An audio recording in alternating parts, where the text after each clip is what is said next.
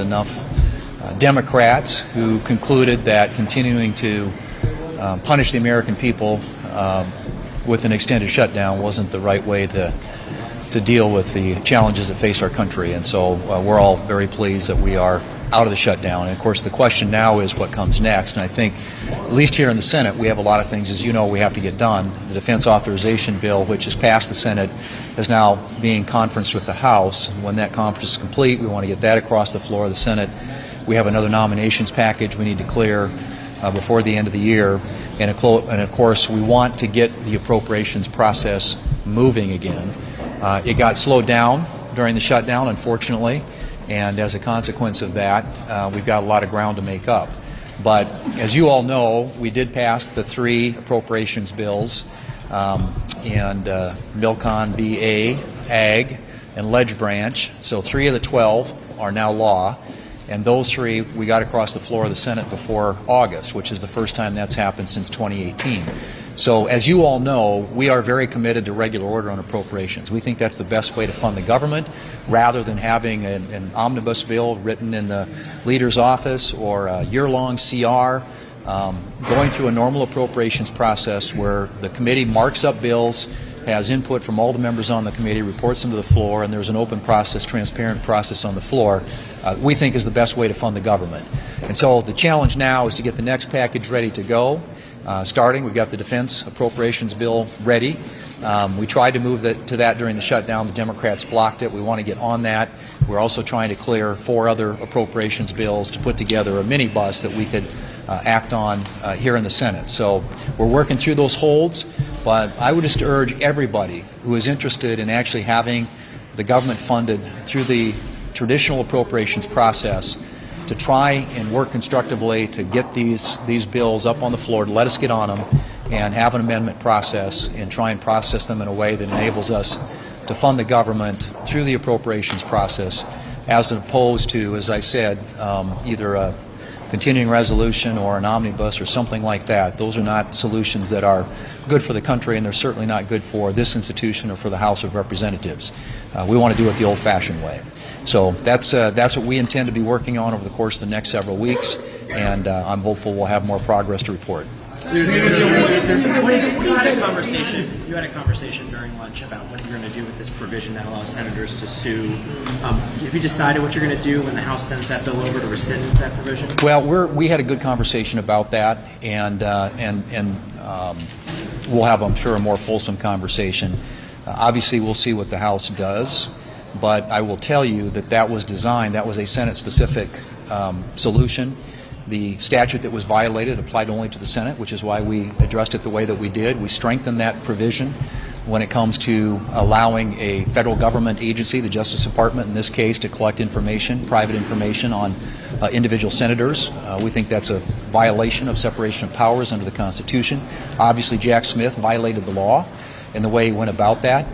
This is something that needed to be addressed, and we'll see what the House does. And then we'll find out what our colleagues here in the Senate want to do.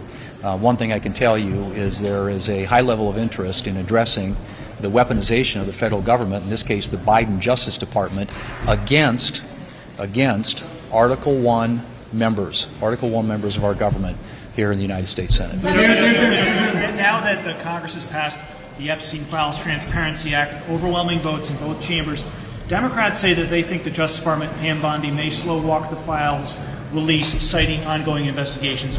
Would it be a mistake for the administration to hold back these files, given the overwhelming expression of sentiment by the Congress here? Well, I trust the judgment of the Justice Department to ensure that whatever files they release protect the victims, clearly, and I think there are other items, perhaps materials that were acquired through grand jury trials that perhaps they will have to make some decisions about, but I think they'll make the right decisions. I think the clear intent was, in both the House and the Senate, and the bill now that, I don't know if the President signed it yet or not, but is to get the information out there. And I think, as you saw, there was a big vote yesterday in the House, and it was unanimous here in the Senate to do that.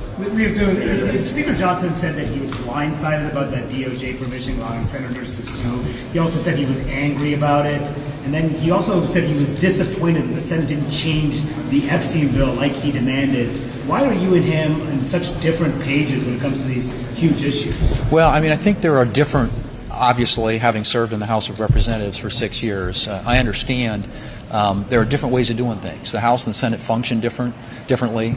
We have procedures and rules that we have to adhere to and follow. It's much harder to get things, to pass things, as you all know, through the floor in the Senate.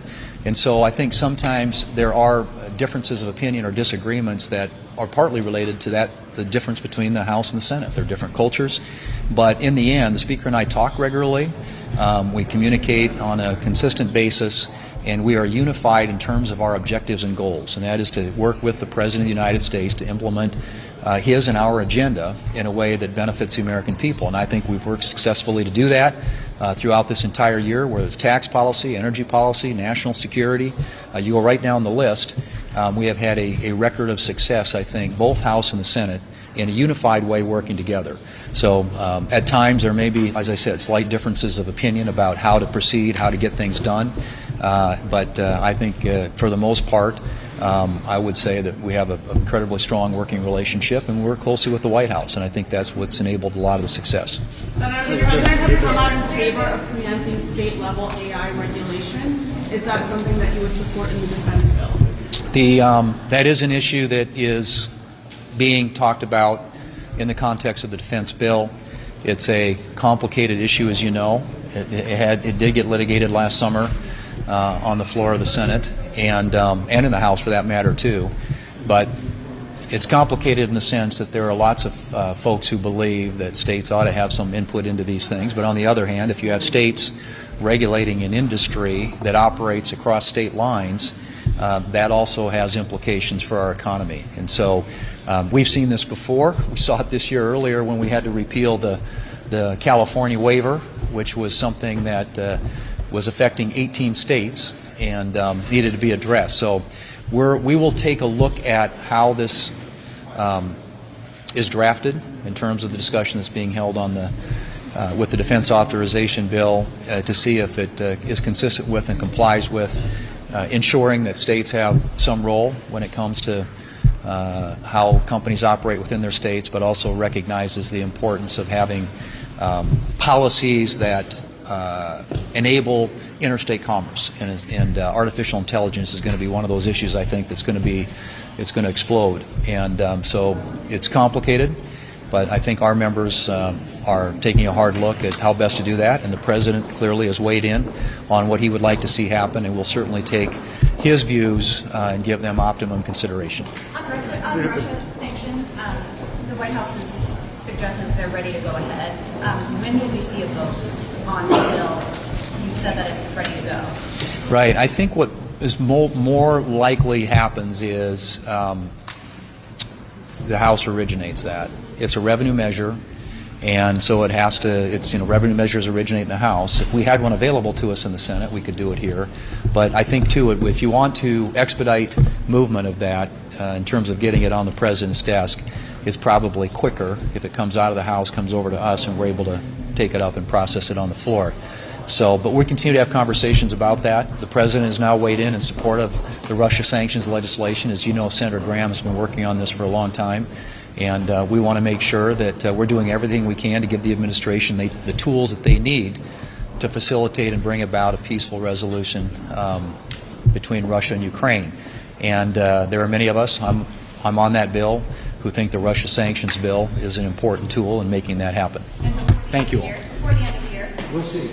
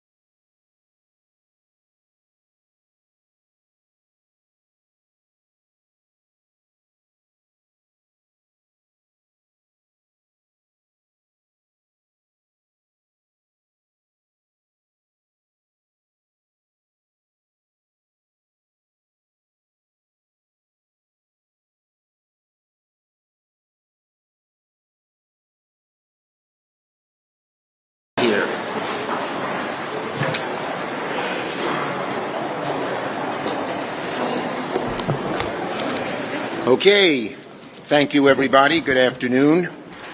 And I'm proud to be joined by Senators Klobuchar, Merkley, and Gallego. So, yesterday the House and Senate finally agreed to pass legislation to compel Donald Trump to release the Epstein files. A few hours after it passed the House, I came to the floor and got unanimous consent for the Senate to immediately pass that bill.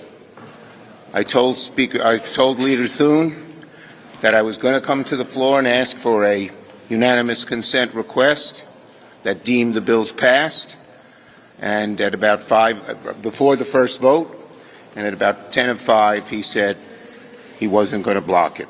That was good. But enough with the Republican delay, dithering, and dilly-dally. This morning, the Senate finally received the Epstein bill. It's finally on its way to the President's desk. That's right. After months of waiting, months of Republican delay, so many failed attempts from Trump to hide the truth, the Epstein File Transparency Act is headed to the desk. It's a huge step for justice, for the brave and unrelentingly courageous victims. They were amazing. It wouldn't have happened without them. We salute them. It's also a great day for Americans, because Americans wanted to see the truth. Let's be clear, though, this wouldn't have happened without Democrats like the people with me today. But we are not done. No way. Our promise to the victims and to the American people is this. This will not and cannot be the end of the work. We'll keep the pressure up, pressure for the President to sign, and then pressure on the DOJ to release the full, unredacted files. No hiding, no game playing, no covering up. Pressure to make sure the documents are released in their entirety and not warped by a corrupt DOJ, who's hell-bent on hiding the truth, bending the law, and protecting Trump. Trump's own Justice Department that told him he was in the files. Remember this. We know he's in there. He knows he's in them. What the heck is he hiding and been hiding for so long? It's time for the truth. This bill is a command for the President to be fully transparent, come fully clean, and provide full honesty to the American people, even if he doesn't want to. And just like we did with this vote, and for months on end, Democrats will fight for full transparency, nothing less. Senator Klobuchar. Thank you very much, Leader Schumer. Courtney Wild, 14 years old when she was sexually abused by Epstein. Danielle Bensky, 17 years old when Epstein sexually abused her. Her mom had a brain tumor, and he told her that he could help her mom, but only if she abided by his demands, including recruiting other girls. He told her, I can use it to help you, or I can make it really difficult for your mother. As she said recently, it's a call to action. We're standing up for so many victims of sexual assault. As a former prosecutor, I can tell you that's what this is about. It is also about trust. When Donald Trump and the Republicans promised the American people time and time again, whether it was about bringing down costs, not true. Whether it was about making changes that help people, not true. But whether it was about releasing these Epstein files, now we'll find out the truth. Donald Trump knew that there was overwhelming numbers of votes coming in against him, and at that moment, he made the decision that he would say that he wanted the vote to go through. At that moment, when Senator Schumer made the decision to come forward, there was no one who would stand up and say, nope, we shouldn't have them released. And I thank Senator Schumer for doing this. The House discharge petition materialized because there were the votes to override his veto. So now is the moment of truth. One, he has to sign it. But two, and most importantly, when we look at what the Attorney General of the United States, who is running a Justice Department that literally when Donald Trump orders them by Truth Social or in person to do something, they do it. Drop charges, they'll do it. pardon their friends, they'll do it. It is literally a snap of their fingers. Make sure that you charge a Federal Reserve governor or the Attorney General of the state of New York or the former FBI director. We're there, we'll do it. That's what's been going on. So right now, we're facing a moment.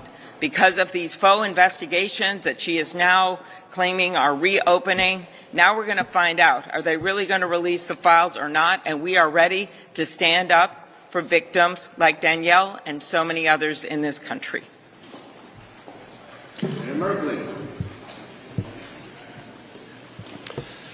Epstein files have always been about full accountability for the perpetrators and justice for the victims. And Donald Trump, when he campaigned, he said, I'm going to release these files. It became increasingly clear that that wasn't going to be the case.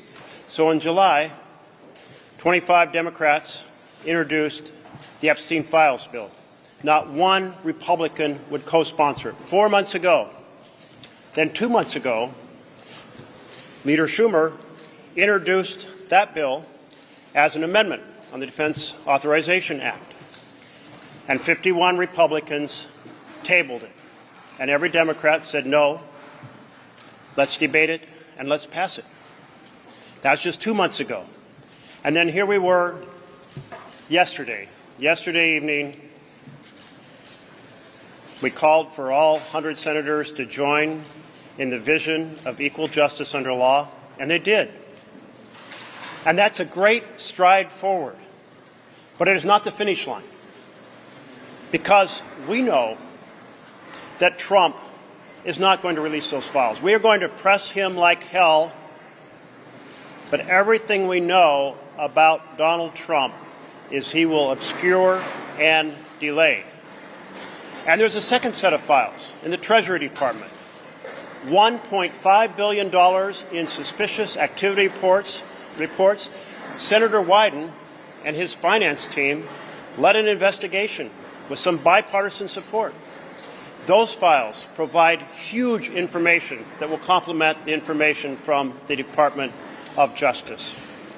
Now, what happened yesterday evening was a really huge tribute to grassroots Americans from the far right, from the middle, from the left, all saying we believe that powerful men abusing and raping teenage girls should be held accountable. It's a vision throughout the political spectrum. And it was certainly a huge stride forward for the victims who so courageously stood up and shared their stories. But let's keep working toward the finish line when there will be actual accountability for the perpetrators and full justice for the victims. Senator Gallego. Thank you. Well, today we've won the battle for justice. We won the battle for these poor women that were victimized repeatedly, both by these awful elite men as well as the Trump administration by trying to cover up every step of the way accountability. But it's just a battle. There is still a war that needs to go on. We should not be in any doubt that this president is going to take every opportunity, along with his allies, along with Attorney General Pam Bondi, to slow down, to cover up, to confuse, because at the end of the day, the truth will come out and it will hurt this administration. So I just encourage everyone that was involved and was involved from the fight from day one to make sure that we do not fall for the same traps that he's going to continue to put down. These women deserve justice. These women deserve to be treated like any other U.S. citizen. And just because it was elite men from New York City or from Mar-a-Lago or from wherever in the world, they deserve to be brought to trial and to justice just as much as anyone else. The president needs to show that he is for us and not for them, and stop trying to stop a real open investigation and a real understanding of what happened with the Epstein files. Thank you. Okay, questions? Chairman, Yes. What's your reaction to this proposal from Health Committee Chairman Bill Cassidy to set up HSA accounts to help people afford insurance plans on the Obamacare marketplace? Could that be a potential common ground? Is that Look, we insist on that the ACA tax credits have to be renewed and extended, period. If Cassidy's proposal, as I understand it, replaces them, looks like it's privatizing health insurance and it looks like it's really problematic, and particularly problematic to do very quickly. Yes. Liz Schumer, Republicans have said that Democrats have been too singularly focused on President Trump's role in the Epstein files. What would you say to that criticism, and are you equally concerned about the names of Democrats or people that donated to Democratic causes that could pop up? We think every name should come out. Everything. Everything. There should be no cover-up. Yes, this late. Yes, you haven't called on you. About the Russian sanctions bill, are you hopeful that it will finally get a vote this month now that Trump said he's okay with it? And if it does become law, what do you think should be the focus? Do you think there should be 100% tariffs on Turkish goods, Chinese goods, Hungarian goods? What would be the most effective? Look, the bottom line is I think there are 87 co-sponsors or sponsors, including Leader Thune and myself. We've wanted to move the bill for a long time. Hopefully it can move. Putin has to be told in every way that he cannot be just a bully and overrun Ukraine. Okay? No, you gentlemen. Yeah. Leader Schumer, given the federal court's decision in Texas yesterday to strike down their gerrymandered maps, are you boosted by Democrats' chances nationally going into 2026? Look, I'm boosted by Democrats' chances nationally to begin with. Why? Because the American people are on our side. The issue of health care has been a dramatic cleavage between Democrats fighting to prevent these premiums from going up and Republicans standing in the way. Even we've seen this over and over again. The American people know we're on their side. They know the Republicans are opposing them, and that's going to serve us very well in 2026. Thank you.